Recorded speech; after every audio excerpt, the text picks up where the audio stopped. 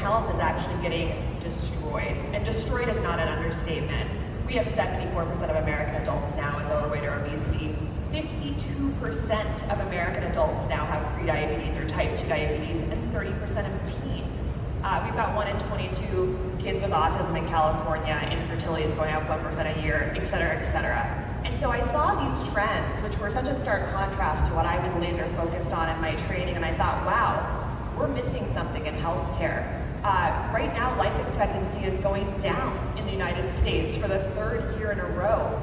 The average man in the United States, the life expectancy now, according to JAMA research from last year, is 73 years old. Our founding fathers, John Adams, Thomas Jefferson, lived into their late 80s and 90. Okay, so we're not only not keeping health spans stable and lifespan stable, it's going down. So I looked at all of this and I thought, wow, I need to really kind of rip the cord out and focus on the real reasons why Americans are getting sick, and starting to unravel that question of why are we doing so poorly in this country in terms of both chronic disease and life expectancy, despite spending 2x more than any country in the world.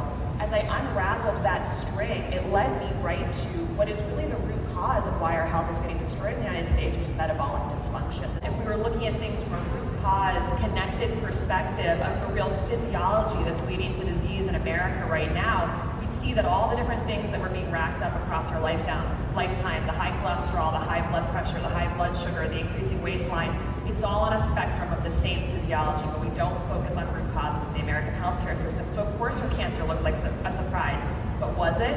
If we did have a connected perspective on the body, moved away from silos and specialization towards root cause, I think we would actually be able to catch a lot of these issues like my mom faced earlier, and then help people really create a plan to get on top of that, because it is reversible. And with, on the sick care system, take care of this for you.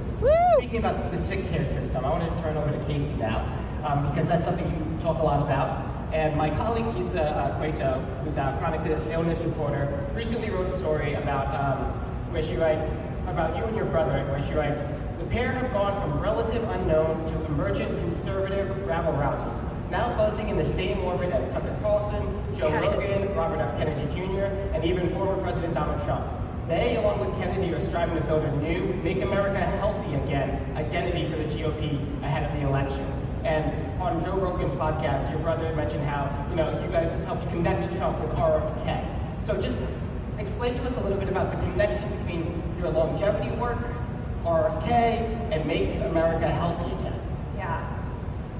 So I think what we need to realize and accept is that if there's going to be an end to the American experiment, it's going to be the continuation of this chronic disease epidemic.